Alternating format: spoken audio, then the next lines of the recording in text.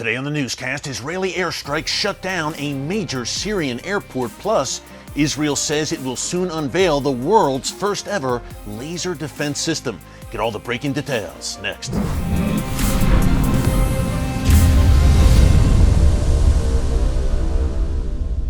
Hey folks, Erick Stakelbeck here. Welcome to the Watchman Newscast. We are beginning this week with three major stories out of the Middle East that we want to break down for you. Number one, Israeli airstrikes shut down Aleppo International Airport. Number two, Israel says it will soon unveil the world's first ever laser defense system. And number three, have you heard about this story?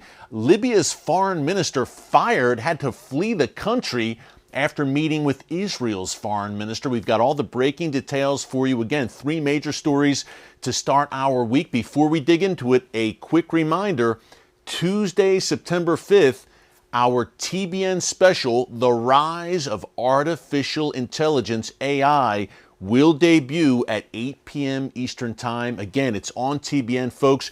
You will not want to miss this 1 hour special as we dig in to one of the most pressing issues facing us right now, the rise of AI, what it means for you and your family, for your country, and what the Bible potentially has to say about it. Is there a prophetic impact with the rise of AI? We break all of this down next Tuesday, September 5th on TBN, 8 p.m. Eastern Time. Do not miss it. Hey, also, quick reminder to subscribe to the Watchman News channel right here on YouTube and click the notification bell so you get alerts every time a new video is posted. Okay, let's break down these three major stories. Number one, Syria is accusing Israel of a cowardly act of aggression, in their words, because of airstrikes overnight around 4:30 in the morning, early this morning, that temporarily at least shut down Aleppo International Airport. Now, a little bit of background here. Number one, Syria says, and of course Israel has had no comment. That's the MO usually by the Israel Defense Forces when such instances take place. But according to Syria, the missiles were fired from over the Mediterranean Sea. And again, heavy damage done to the runway at Aleppo International Airport. Now, folks, remember, Aleppo is Syria's largest city. Obviously, Aleppo International Airport is a major venue. This is at least the fifth time in under a year that Israeli airstrikes have shut down that very airport. Now, why would that happen? And again, Israel, no comment. Syria, furious about it. But why would Israel do this? And we've also detailed here on the newscast about Israeli airstrikes targeting Damascus International Airport. Again, why? Well, folks, it's real simple, and we have detailed this for you many times here in the newscast. The Iranian regime, surprise, surprise, is using civilian airliners to transit weapons into Syria with the ultimate goal of supplying them to Hezbollah in southern Lebanon at Israel's doorstep. Again, not just cargo planes flying in the dead of night or military planes leaving Tehran and flying into Damascus and Aleppo International Airports. These are civilian passenger planes that are reportedly stocked with weapons, according to Israel. Now, Damascus has been the main transit point for these weapon shipments. Israel, if you watch a newscast on a regular basis, you know, has carried out many airstrikes in and around Damascus International Airport in the past few years, including just last week, August 21st, which we detailed for you here on the newscast.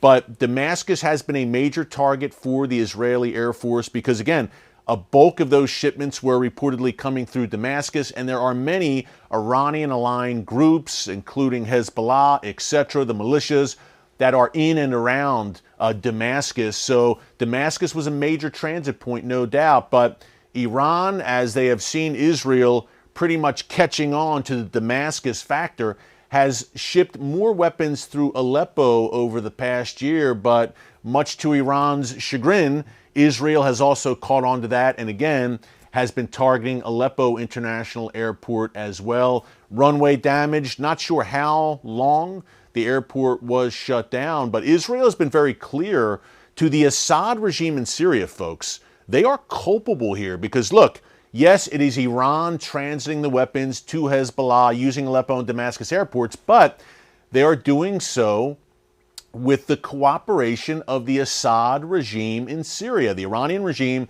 and Hezbollah are the guests of Bashar al-Assad. He knows what is going down at these two airports, and Israel ultimately holds him responsible. So we are watching this, folks, very closely. Again, the main factor here that Israel is concerned about are those precision-guided munitions, PGMs for short.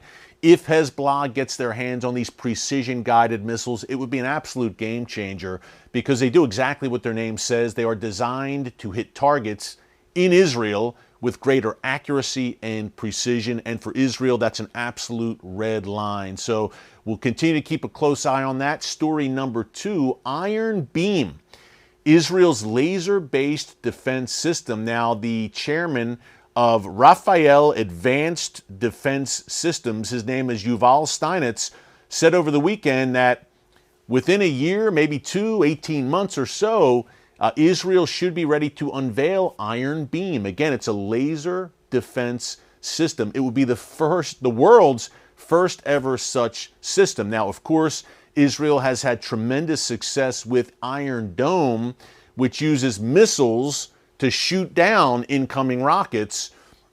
But Iron Dome is very expensive, folks. Look, a 90% success rate, you can't argue with those results, but it is expensive. And Iron Beam, this cutting-edge technology, laser-based, is apparently much more affordable than Iron Dome. And it can do a lot of the same things. It'll shoot down incoming rockets, drones, which, as we've detailed many times from the newscast, is a rising threat courtesy of Iran and its proxies, also mortar shelling. So Iron Beam, can apparently do a bunch, and many of the same functions as Iron Dome, but much cheaper. So we're keeping a close eye on that, folks. That could be a game changer. And the chairman of this company, this Israeli company, said, look, that would enable us to use Iron Beam in the north, where Hezbollah lives and breathes, obviously, and the south, where you have Gaza, Hamas, Islamic Jihad, and don't forget about the Houthis further south in Yemen. So perhaps a game changer there. By the way, speaking of Iron Dome, the U.S. Marine Corps is purchasing 3 Iron Dome missile defense batteries and some 2,000 interceptor missiles from Israel. So an interesting development there. Remember, the U.S. was heavily involved in funding Iron Dome. And Iron Dome debuted now, I believe, over a decade ago. And again, it's had stunning success on the battlefield.